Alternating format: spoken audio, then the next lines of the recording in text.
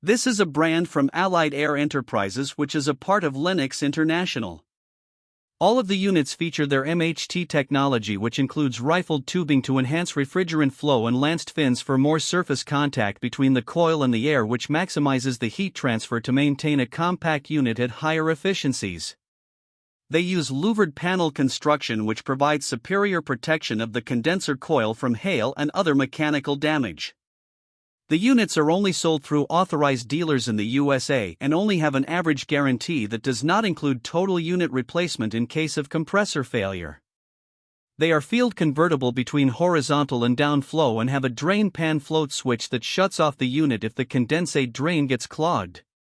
This prevents damage to interior spaces from condensate dripping down from the roof.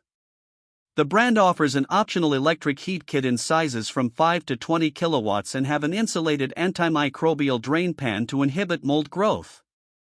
They use R-410A refrigerant, which is not as good for the planet as brands with R-32 refrigerant.